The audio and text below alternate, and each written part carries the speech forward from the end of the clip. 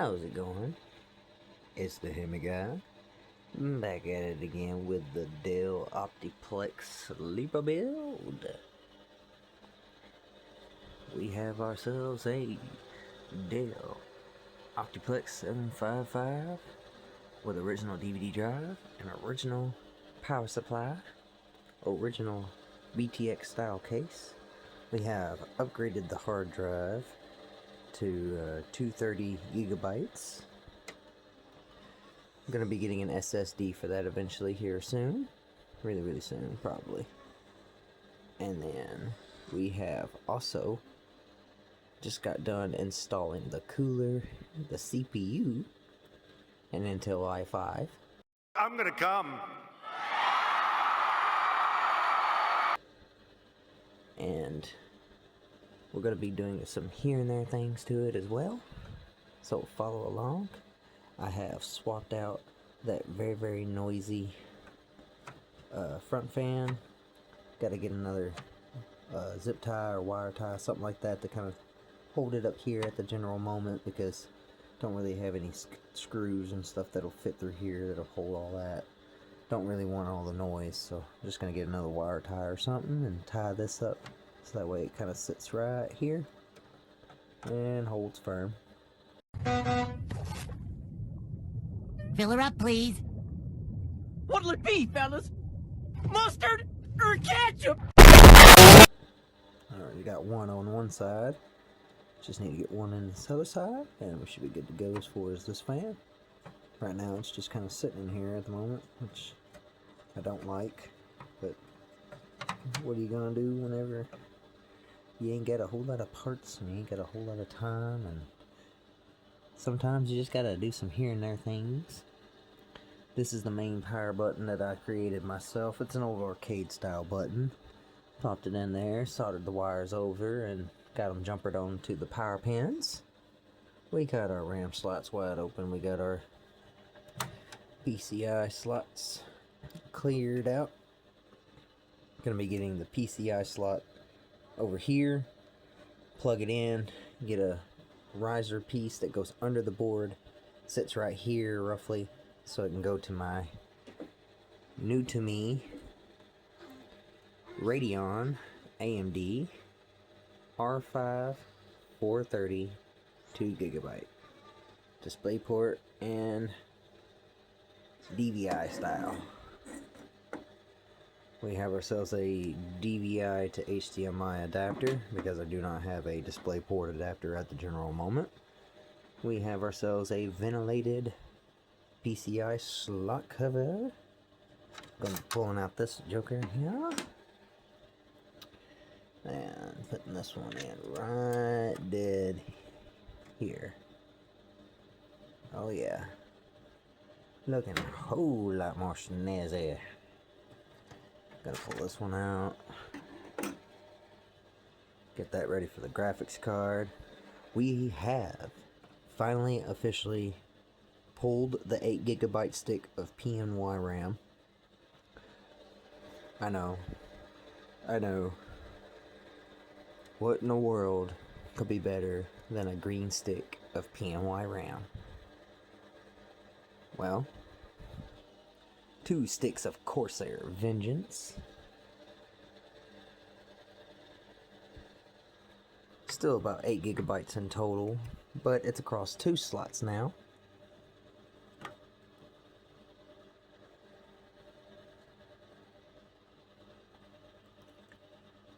Come on, let's install it. Clicky. And we got a clicky. Make sure that they're tabbed in real good. After all, this is an AliExpress motherboard, ITX motherboard, that I will be looking into in the near future, because I want to do another ITX motherboard build with one of these inside of like an original Xbox or something like that. I don't know. Got some crazy ideas that I'm thinking of at the moment, but definitely need to get that PCIe slot riser to go into here, come over to here. That way we can take this thing right here and pop it in, and go into the original BTX style, so I don't have to do any case cutting at the general moment. Although I do have some general room up here if I wanted to try and do something. Maybe I might do like a RX 580 or something like that and put it in sideways. Nah. I'm gonna just get an RX 550 to go in here to match up with this thing right here. This R5 430 will do the trick for right now, and we will just rock this 8 gigabytes of beautiful Corsair Vengeance RAM.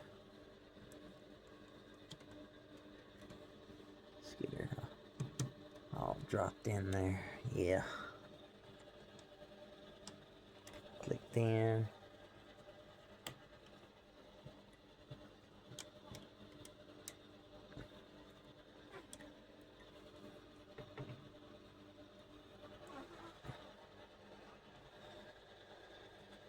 Alrighty. Next up, we have the R5 430. It's not exactly a great and grand graphics card, but it's an AMD Radeon graphics card that is OEM to Dell, so it will definitely work out for me. So let me just go ahead and get this installed, and although I don't have the connector at the general moment. Oops. Looks like I need to try that one more time.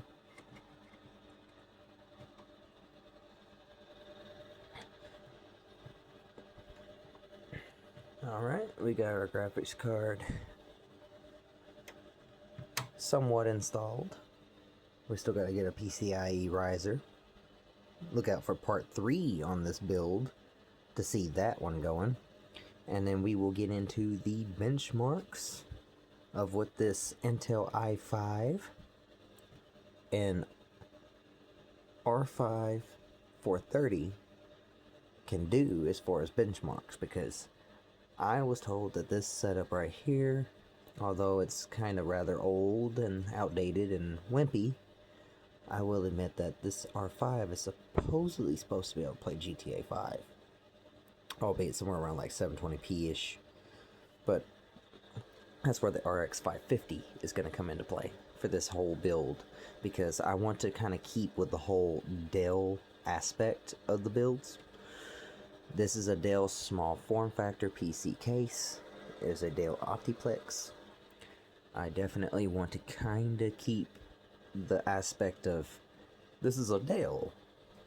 You know, people will not ever know that this ITX motherboard and, you know, a decently... Actually, I'm gonna say screw the RX 550. I'm going to save up and get an RX 6500 Dell OEM low profile. I'll get the 6500, slap it in here, and then we will see some actual benchmarks. But for now, we're going to get a PCI slot riser that will move over here, plug into this card, and then we'll see those benchmarks. And then later on, as budgets persist and money gets better and all that, we will upgrade this R5 to an RX 6500. Low profile, not the big one. We will be upgrading this Dell power supply eventually from, let's see, we have how much wattage? 275 watts. It's not too bad, but not too great either. So, yeah, I would be saying upgrade to an ITX modular power supply that I can kind of sit a little bit more slimmer off to the side. Maybe make a little bit more room for the PCI slot. Get all this from right here, more up to about right there. Because we have plenty of room to play in here, you know. We got so much dead space. So, thinking about doing a little bit of this fan's going to be changed out eventually for one of those red LED style fans that have the LEDs and like strings in the blades. I think it's really cool looking. So yeah, we're going to be getting some of those probably in the 40mm instead of the 80mm, so that way I can stack them side by side and just T-tap into the main plug. But anyway, so with that being said, and this being done, we have our cooler installed, we have our RAM installed, we have our motherboard installed, we have our hard drive and DVD drive installed, we have our power supply, we have a little bit of flare, a little bit of there, and a little bit of here. So let's put this top right on this bad boy. Let's seal the deal. Let's plug her into power. We got a little bomb speaker right here for some sound because I ain't got no extra speakers at the moment.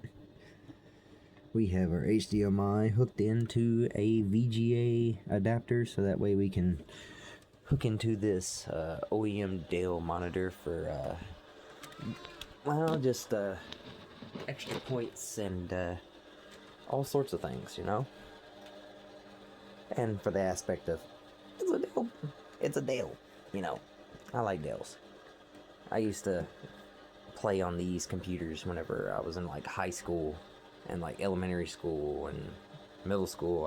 I learned to type on these optiplexes, you know, like they're an aspect of my childhood. So if you really want to actually put it behind anything, or if you want to put any reason behind why did I build a DELL Optiplex sleeper build when there's so many different form factor cases out there, like for example, I have Matrix right here, which is my other build that I've done that is kind of in secret. This is what I actually play on for my YouTube videos and well, just for everyday use and whatnot. So this one right here is a kind of like a side project that I just wanted to challenge myself and see what in the world could I really take this computer to, you know, like what length could I really go with this thing. Anywho, we have our monitor on, we have our Wi-Fi and everything. Let's give it a whirl. Power on. We have life. American Megatrends. Yep, AliExpress motherboard, so you're gonna get this. But overall,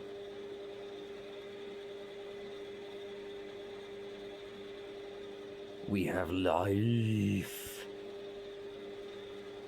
It's alive. Okay, enough of the dad jokes and the cruel strip. Anyway, you can see that this is going to be someone else's little workstation, whereas that one's mine. So, anywho, let's get you backed up and ready for Windows 11. How about new? How about new, you crazy Dutch bastard? You crazy Dutch bastard.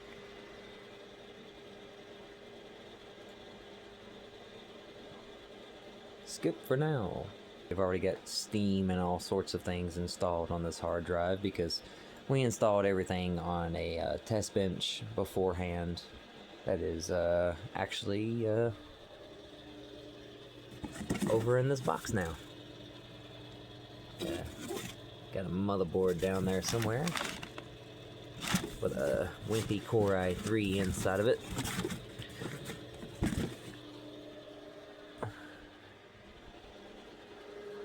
Anywho, so we have ourselves an Intel Core i5 3470 Ivy Bridge 1155 socket H2.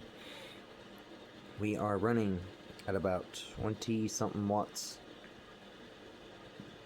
anywhere from 30-ish degrees to a max of 40-ish degrees on idle. It's frickin' freezing in here, Mr. Bigglesworth.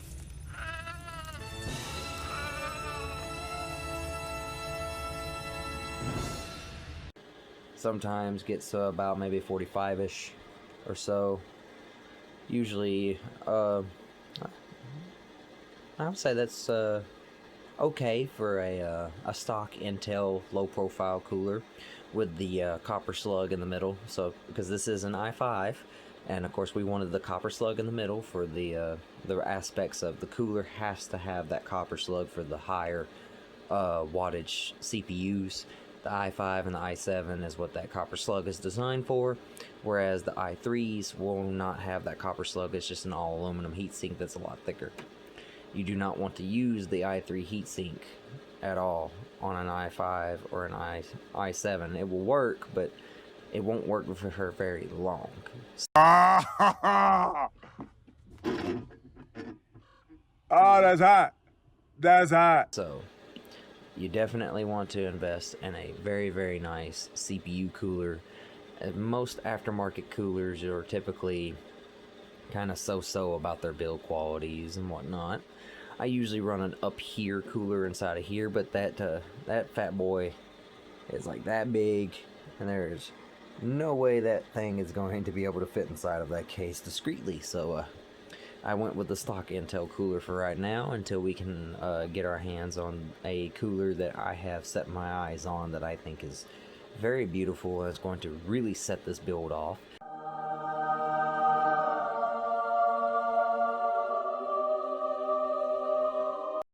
And that is going to also probably be in the part 3 of this whole build section video or whatever. And also in part 3 I'm going to be showcasing the whole PCI slot cable install, sorry, so that way I can show y'all just how easy it is for me to just take this board back out, even after I've done all these modifications and whatnot and shoved it all inside of here. I can take the board back out very easily, and I can plug into the PCI slot, flip over and run under the board, and just have one that is at 180 degrees instead of a right angle, because right angle I will have to flip it a second time over in order to get it at the right position, and then that would put a lot of strain on the cable itself, and I don't want to put any strain on the display slot at all, because there's only one display slot. Now we are going to see, we got 4 cores, 4 threads, Intel Core i5. We're going to run it through CPU Z, so that way we can verify that this is indeed a legit Intel processor, and indeed a 3470 for the 1150 socket LGA Ivy bridge.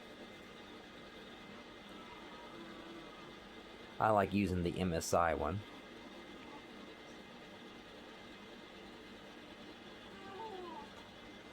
So originally this build was going to have a 2500K i5, but that took so long to get in here. It's all the way up in New York right now, so I decided to go ahead and order this i5 3470 for right now, just to get it going and see what kind of performance I can get out of it. I would believe that the 3470 probably would be a little better in terms, because the 25K is on Sandy Bridge, whereas this is on Ivy Bridge. I would believe that this processor would be better in terms, but the Sandy Bridge one does have an overclockable feature, being a K processor, versus this one not being a K processor. But then again, for $10, can you really complain about a CPU? And for $10, can you really complain about a graphics card that has 2 GB of GDDR5 and 128-bit memory bus? No, because I do have a setup that has a 4096 memory bus Sapphire Nitro R5 Fury inside of it, and a Core i5 4690. It's LGA 1150, so it's only a generation newer. So if this PC right here is only a generation newer CPU wise, if I can get me a graphics card inside of this computer that is roughly the same power or a little less than my Sapphire Nitro, which is a big chunky boy, it's a fat one and it's long, so it's not fitting inside of here. No way, it's not going in here. So we're gonna have to find a low profile card that fits the bill, that also doesn't break the bank and budget, because we need something that has new stuff. I'm looking at an RX 60. They have an RX 6400 and a 6500. There's so many different ones in the AMD lineup, but as far as the graphics card, I think I'm gonna stick with AMD unless I can get an NVIDIA card that really impresses me so far, because last time I had an NVIDIA graphics card, I had a 750, and well, it was okay, but it just did not fit the bill for what I was looking for. This PC right here, we're going to give it a good, nice little stress test now that we've got everything up and running. So we've got ourselves a couple of games. We got Valorant, Wizard 101, GTA Vice City, Sims 4, The Simpsons Hit and Run. Let's start out with The Simpsons Hit and Run.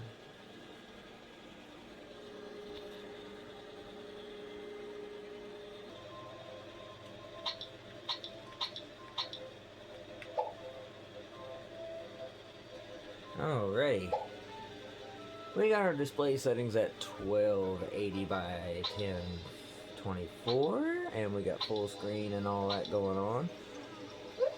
So, let's see what this bad boy can do with some old Simpsons Hit and Run that came out in 2004 and 5. Simpsons Hit and Run, everybody, on the DELL OptiPlex 755 with a Core i5.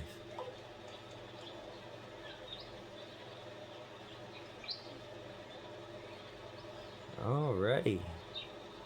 I'm gonna have to probably turn off the mouse look settings. Yeesh, that little bomb speaker is definitely putting in some work, because that thing is about 20 years old now. But let's see here. Controller, game settings, mouse look, no.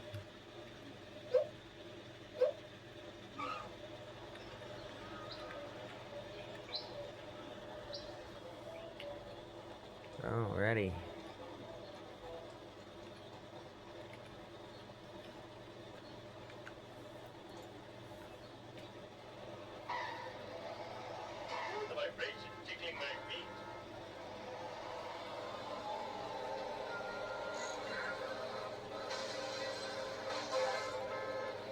We seem to be getting relatively good performance.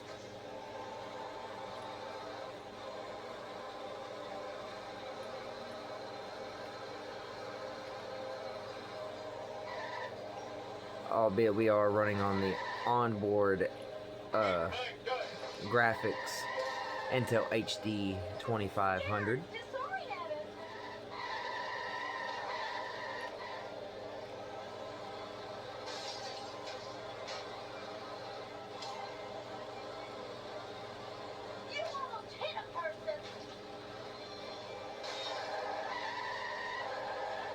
Well, getting kind of a little chaotic here, and things are still staying quite stable.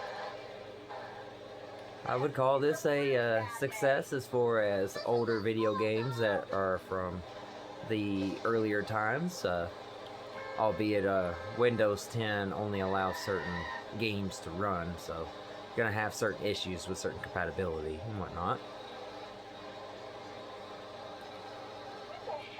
But yeah, Simpsons Hit and Run, everybody. And we're running very smooth at a near 1080p resolution directly on the onboard. Alrighty, so next up on the list, And just like that, we have The Sims 4 running directly off of the onboard graphics. HD 2500 Intel graphics. Directly off of the i5 3470. Let's see what kind of gameplay we get out of this.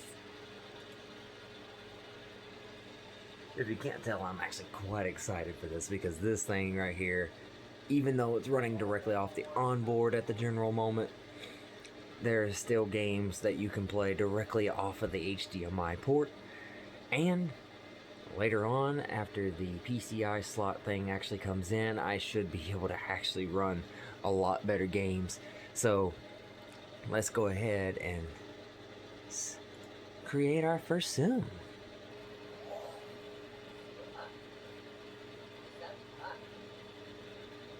Okay. So, let's randomize this thing again.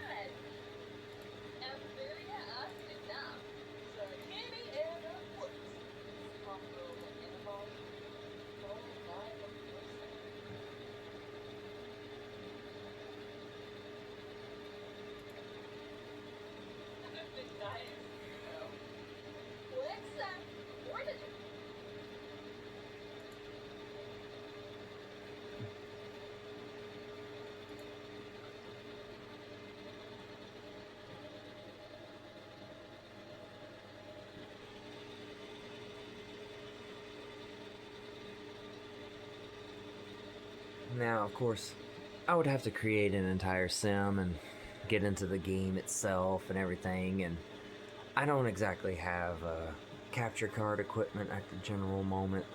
I would like to get an HDMI splitter so that way I can actually capture the HDMI directly off of this to my PC, so that way I can record directly off of the onboard so you don't have to see it through this really shoddy camera work. But hopefully I can get a better camera or something, maybe.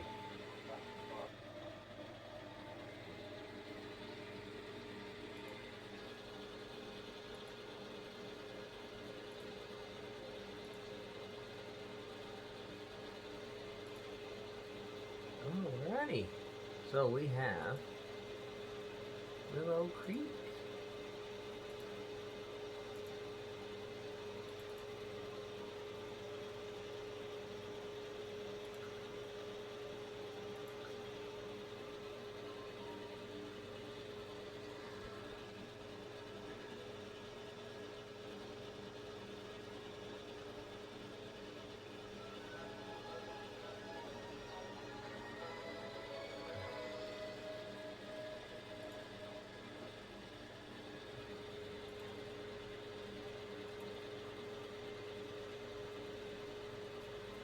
Wow, looks like we're getting quite the performance.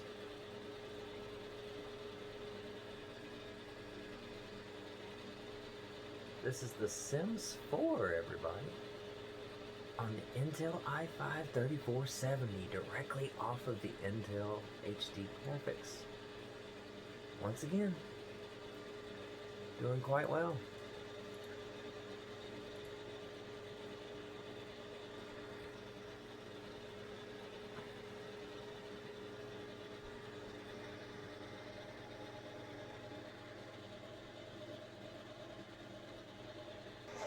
Well, looks like we have ourselves a little update for Valorant, so I will come back as soon as I get this up and running.